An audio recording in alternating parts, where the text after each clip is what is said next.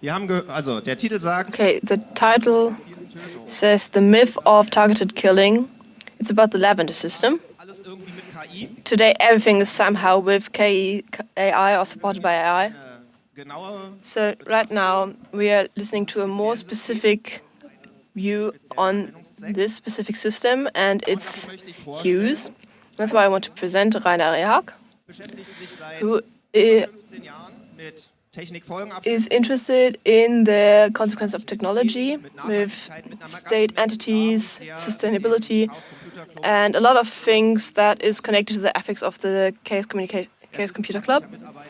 He is scientific assistant at the Weizmann Institute and co-head of the FIF, and a lot of other things. The details he'll share with himself.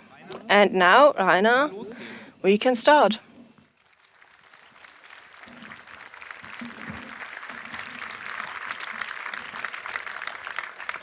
So, hallo. Wunderbar. Hi, great.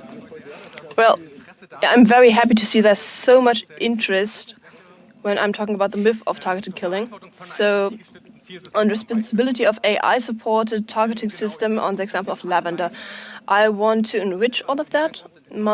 I personally have a background in computer science and philosophy. We've already talked about the topics. And also, I'm part of the groups on ethics and informatics of the Society for Computer Science. What I want to talk about today, we can exchange on. So first of all, I'll give a short introduction of the topic and the background. And then I'll look at the technical description of the Lavender system and other systems connected with it. And then I'll talk about interpretation and context with a take back. And finish with a short conclusion and looking forward how to go on afterwards as a community or maybe also as humanity. So, as a short introduction, I'm talking from the background of critical informatics, computer science, as a part of informatics as a science which constructs things and then investigates them, which is a very privileged position. For physicians, the first part always gets lost. And the critical information usually has 2 points of view. First thing is to investigate in the technology and the practical issues, to look at the distributions of power and the discourses and politicize them. So which means we're sticking within the technology details, we want to be critical about them and about ourselves. So you can't not act. If you don't say anything about something, you consent to the main discourse. So that's something we have to keep in mind. So to inform technically about a political discourse, or inform the technical discourse of a political discourse, is to enrich about the details. So that's the lens I'm using to look on the topic. So in medias res, look at the background. At the moment, we see the Gaza war, the war in Gaza. We can see how it developed.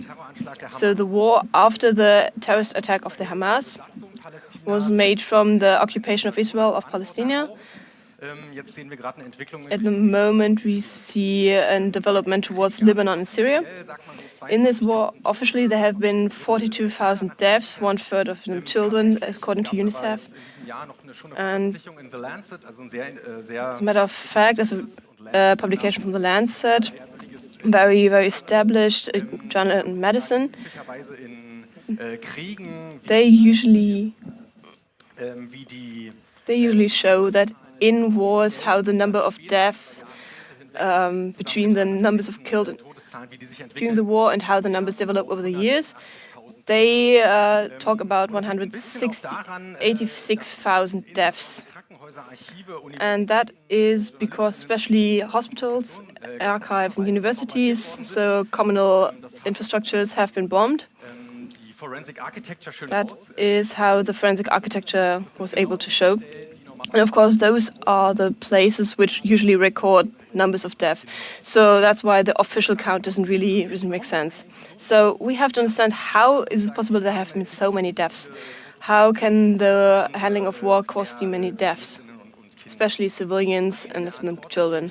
And one of the solutions, as I want to present as a technician, is done by a publication of Yuval Abraham, who's an Israeli investigative reporter, who published an article called Lavender, the AI machine directing Israel's bombing spree in Gaza. That was in April. He published it in Israeli media, and the basic was interviews among the whistleblowers from the IDF, the Israeli military, including the unit 8200, known from Stuxnet for those who already followed that back then. And we used this publication, us as a group of people, we looked into that, and we looked at this publication, which was done by a journalistic way, where this group analyzed this way with a technical lens. And this is from a view of technological plausibility. So are you able to visualize all of this? Because, for example, we have had some screens from Snowden, where one department shows the other department to show them what they are able to do. And so you have to pay attention to have a look at what's possible. So we also have to look at the historical continuity, that usually it's not the case that we have one new technology which is very difficult and everything's new. And so we would have known something beforehand. Well, so when we go on to the technical description of the system, at first, maybe some context. Where is this system being used? In the beginning, we start with a completely dataed Gaza Strip. We've got a lot of data, communicational data, social media data, movement data, satellite data, payment data, and they're quite technically advanced. And all inputs and outputs are being controlled, and the constellation on which this is happening is an asymmetrical one. So on the one hand, we got, so to say, some technically huge power, and then on the other hand, we have an area that is being occupied. So we can relatively well, in the wording of the EU, we can kind of create a digital twin, which is making this clearer. And brackets on, the digital infrastructure is being controlled by Amazon in the form of the cloud. Palantir is for the integration of the several sources of data. Microsoft is providing their AI capacities for analyzation of the data. That's what's behind the infrastructure behind this. So what exactly is Lavender and why is it so exciting? Lavender is an AI-based component of a targeting system. It's not a system in itself, but more to say a component that is producing targets from this data that it gathered, and these targets are being used as an input for the executing systems, like for drones, airstrikes, whatsoever. And this target might have different. And this is about the historical plausibility, and then we can see from the database we extrapolate several base, we know some Hamas persons, and we can extrapolate that and evaluate to similar data, and we can switch. So this is a thing where we know from US previous US situations, like in Pakistan and in the war on terror. So, for example, we might remember the article that was called, like, "We Kill People Based on Metadata." So it's you can. So the idea is to infer using metadata, how people belong together, and so these signature strikes that are based on similarities between targets, so not about targets themselves, but people who might be similar to targets, has been established in the past. So the concept behind Lavender is that every person in Gaza gets a risk score between 1 and 100, a Hamas score, in quotes, if you want to use the sarcastic way. And every person in Gaza gets assigned this score. And I can use that to not just decide, like, how big is this score, but also I can infer even more information about that. So I can infer, or like I can try to use that to infer if someone is like more of a junior or more a senior target. So is it, for example, someone who's just like driving people around, or is it someone like a senior officer who's giving out orders? And I can infer a level at which I put in this border. And based on these scores, I output a list with all the coordinates of all the people who are above this threshold. And from that, I generate this list that I can then put into the actors, so the target systems, so the systems that bomb or attack, and can use that to guide decision making and turn people into targets. So now we know that this system, we can ask ourselves, now that I have the score, then I still have all the other information for all these other people around. And that is used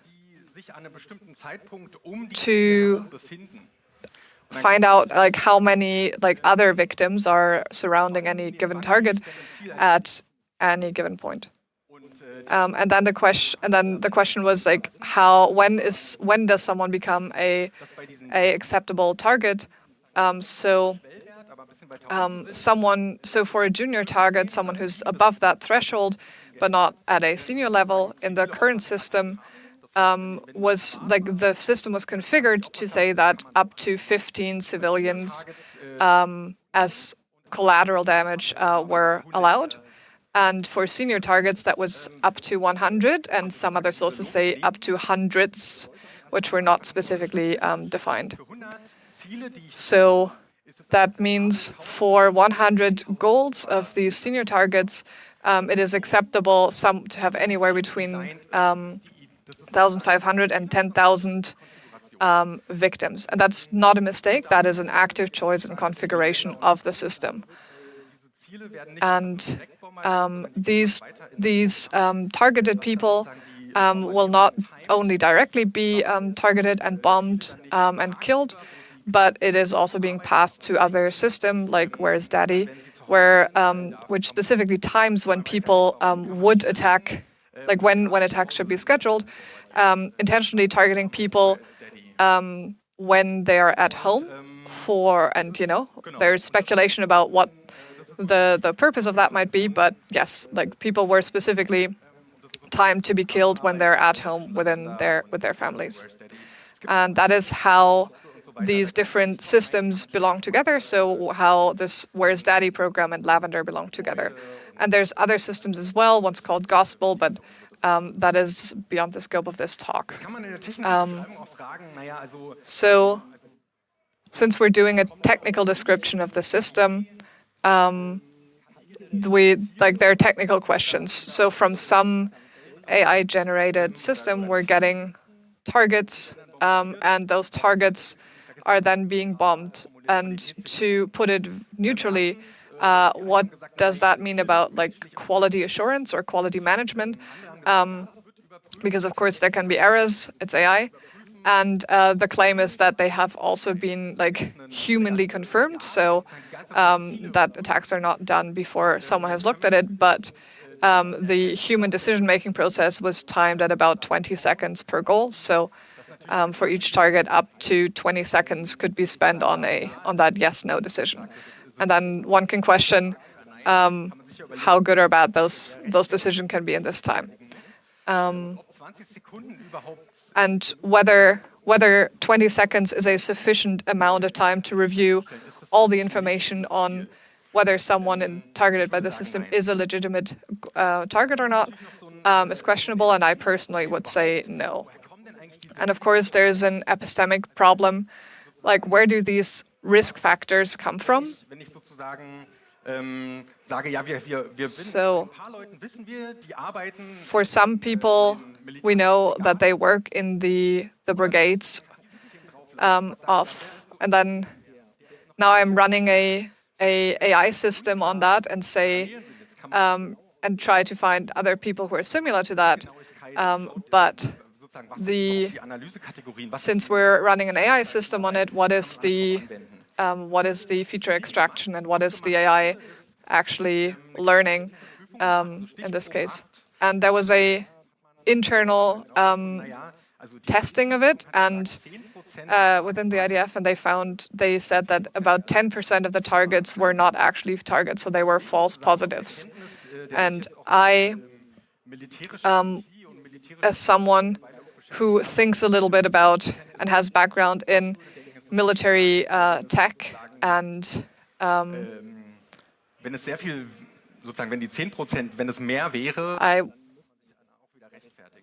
you know, like with this background, I would say that it's that it might be like that they would say that it's less than what it actually is, because of course the higher the number is, the more you have to justify yourself.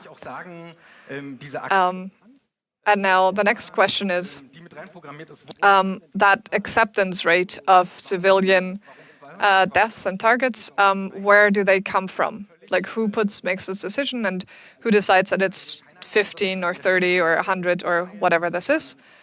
And it seems like that is just a rule of thumb estimating, you know, just like going hand wavy saying, oh, about 100, that seems fine. And we as an institution wrote a position paper about this and said that this hand-wavy decision, taking a unreliable and unprecise system, and then also putting these hundreds of civilians' death that we're explicitly saying we accept, this way of thinking about it, even independent of what exactly it's being used for and how it's done, this way of thinking and this design is not is not acceptable under humanitarian law, and so that is the position that we took, and that we think it absolutely has to be analyzed because this seems highly questionable, to put it mildly. So now, first, we have a system where AI is being used. We have 4 points, which we hopefully all take with us, and we can later on discuss about it. First one, it's about AI, and whenever it's about AI and military, yeah, this topic is kind of complex. Some have built it, others have used it, and the components are of 5 different entities, and the personnel and whoever is included in this, they all are pushing some buttons, but where does the responsibility lie? And we see on the battlefields that in these drone warfares that we see a lot of these emotional aspects being just brushed off. You're just on the table and you're pushing some buttons and you go home and that's it. But right here we see that this effect of diffusion of responsibility, Some people push buttons, some people do something, some people are on the plane. That right here, we can see that responsibility is going upwards, especially to those who put in the demands of configurations on when to put it to use, and when to use a system called Where is Daddy, who designed the system and apply it. Of course, this always includes several different actors, but from our point of view, and that's also official other point of views, is that the controller, so that's probably speaking about the controller who is in charge of developing the thing, that of course the responsibility is moving away from the person who's working on the ground, who's working with the weapons. Yeah, so of course can't say that the prior wars have been more ethical, but this distribution of responsibility is something we can see here, and that's something it's very useful to see, and that if we want to react to this on an international level, that the responsibility should be located up there, because philosophically we can only say you're responsible for things you would have been able to change. So in this case, it would have been people who decided to use the system. So now we're looking at the interpretation, looking at the Black Swans discourse.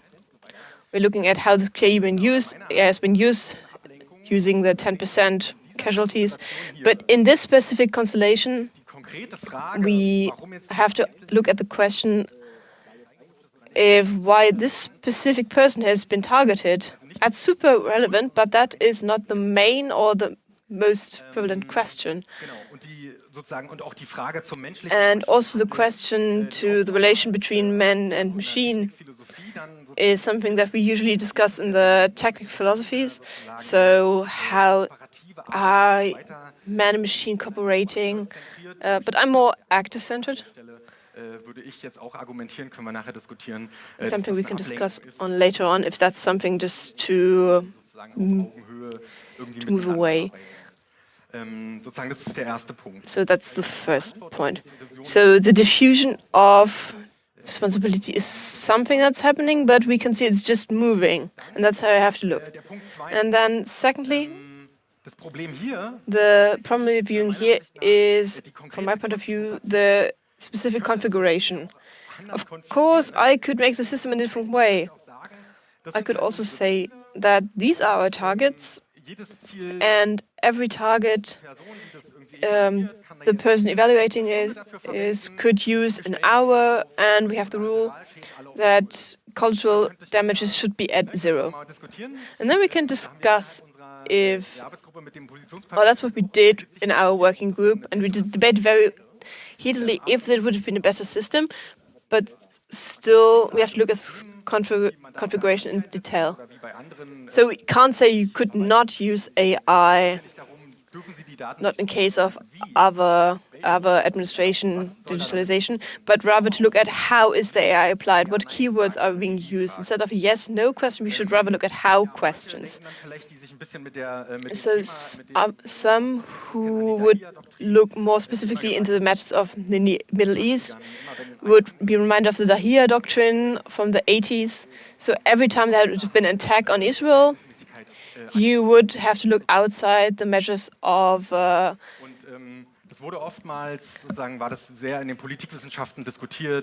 relativeness of ratio. So that's something that's been debated very heatedly. And now the information technology is suddenly coming along and demanding how to use it. And then you would say, yes, 100 per, and suddenly you would see the idea behind the system. So the configuration would be the key to analyzing. So the unequal distribution of data is a problem, but also the levels is a problem as well. The configuration is unacceptable. And first of all, so new ways of application is being used very negatively by me. So that in some days, all targets being presented by the system were bombed, but still there would have been other bombs in the air and planes in the air. So what the military then did was just to lower the threshold until we would have enough targets what we have bombs left for.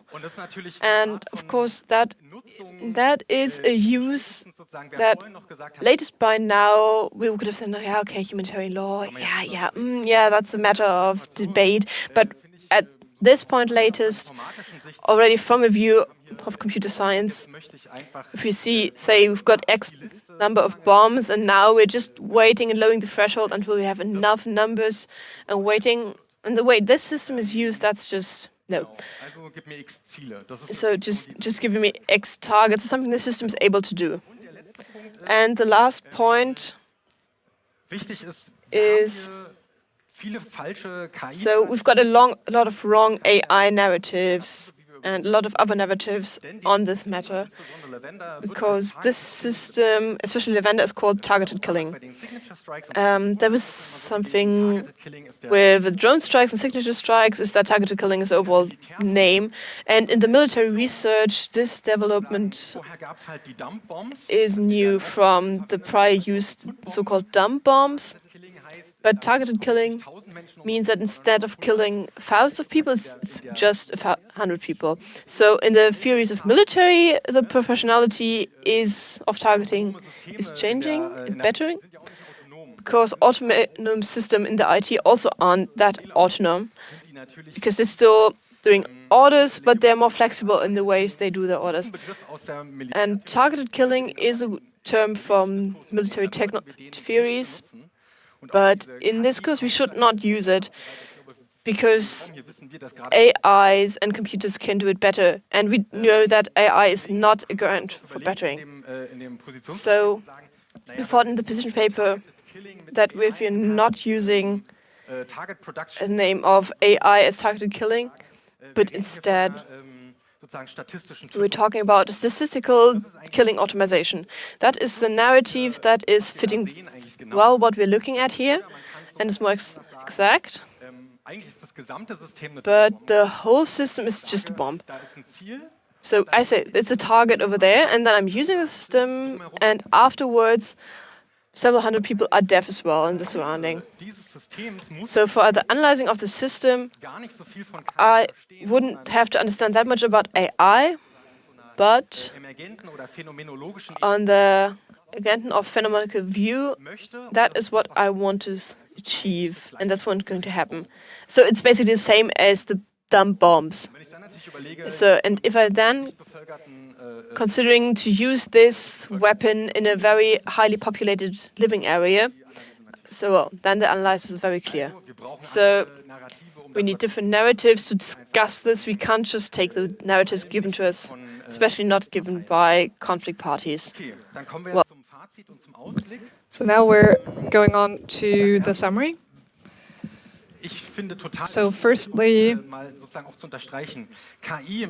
AI in wars is not just automated drones. We also talk about AI as components in traditional or formerly traditional systems. So KI in wars can be a lot of things, the way how we process data, how we record data, satellite images, like analyzing satellite images on a large scale, which is done by Google, for example, to see what kind of building something is, for example. All of that is AI in wars and warfare. So we have to look at the whole system, the system as a whole, before we can actually analyze it. To decide what role it plays within the system. And of course, there's also drones, and the funny, not funny thing. If you look at drone and science about drones, like once you look at it, a lot of them are actually steered and remote controlled. And so whenever we talk about autonomous drones, they're often actually remote controlled and not AI or otherwise terribly autonomous. So the next point is the design decisions and configurations. to put it a bit bluntly, it means that crimes against humanity or war crimes are programmed in. Because, so for example, the question of would it be possible to program in like 0 civil victims, like that would be a setting, and choosing not to deploy that is a choice. And the question is, does the system work how it's supposed or wished to work? In some ways, you know, like there's lots of people. Like if I assume that I have full data over an area, then it gets really hard to claim that I made mistakes, like bombing journalists or UN workers. So if we look at it, there are some attacks where one can question whether those are targeted killings. But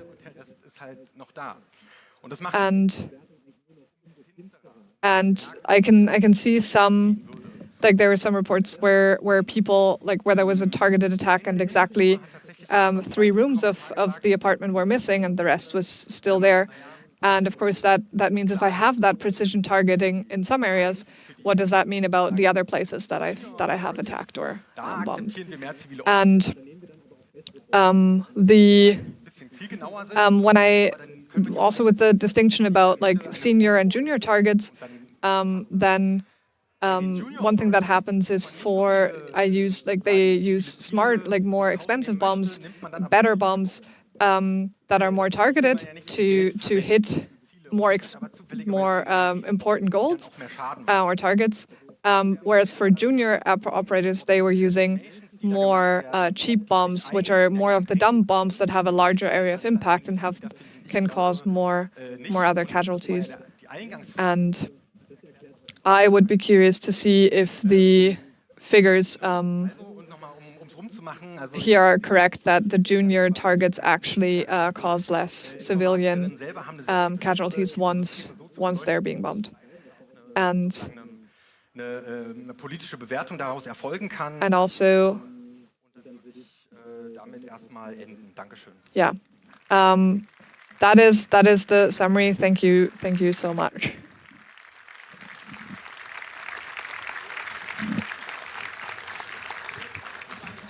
Dankeschön, Rainer. Eine wirklich tiefe und abgewogene Erläuterung. Yeah, thanks, Rainer.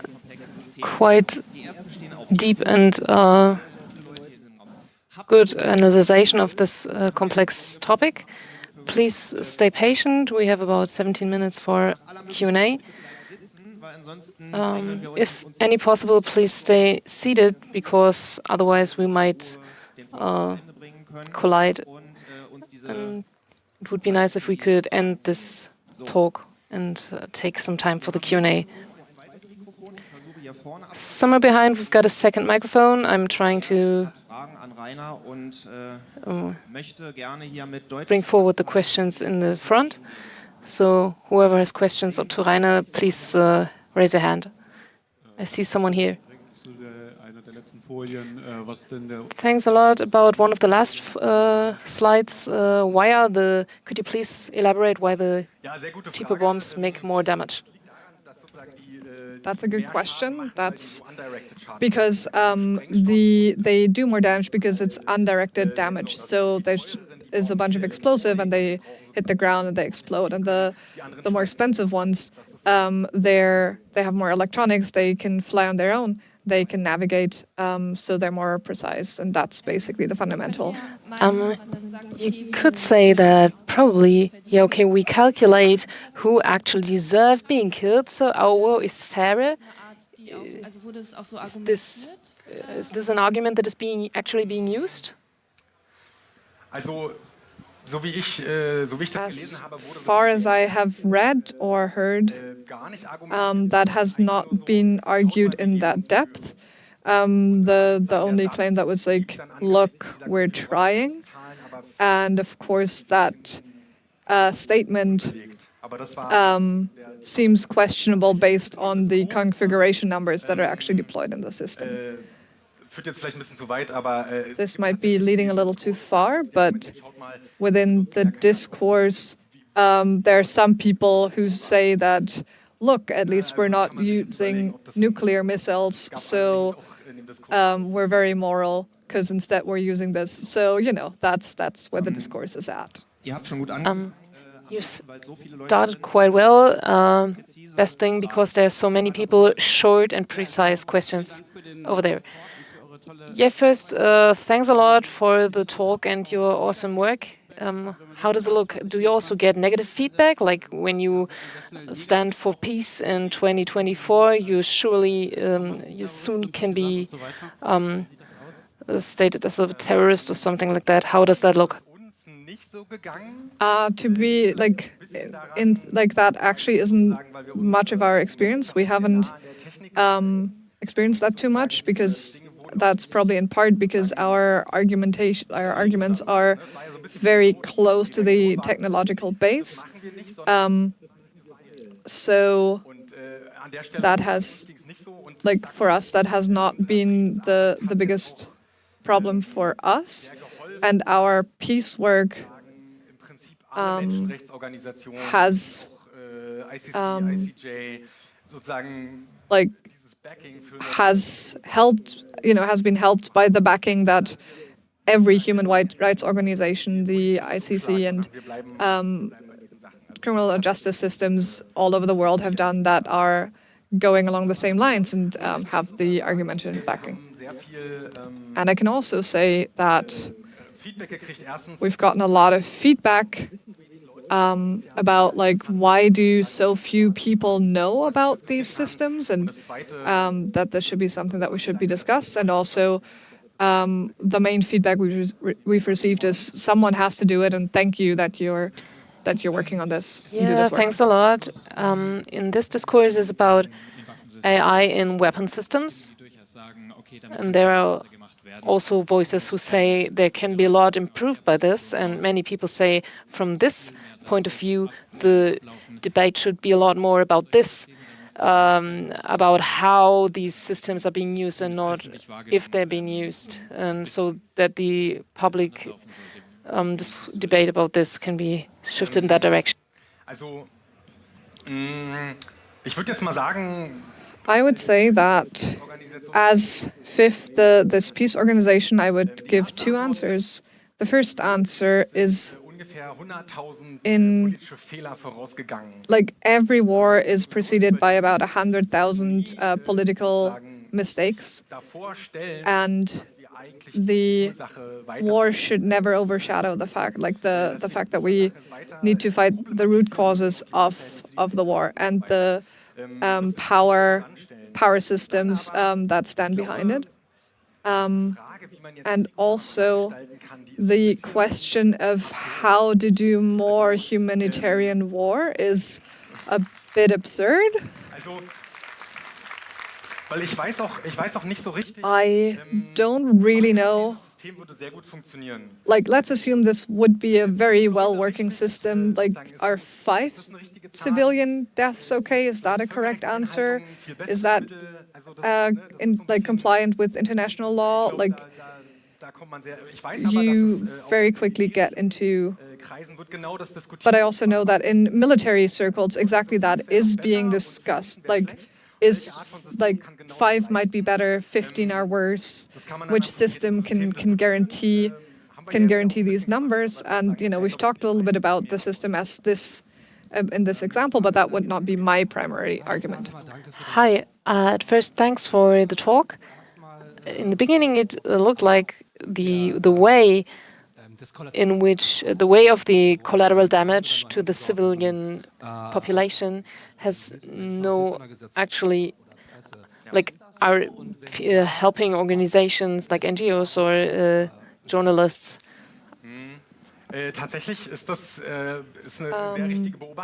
Yeah, that is a good observation.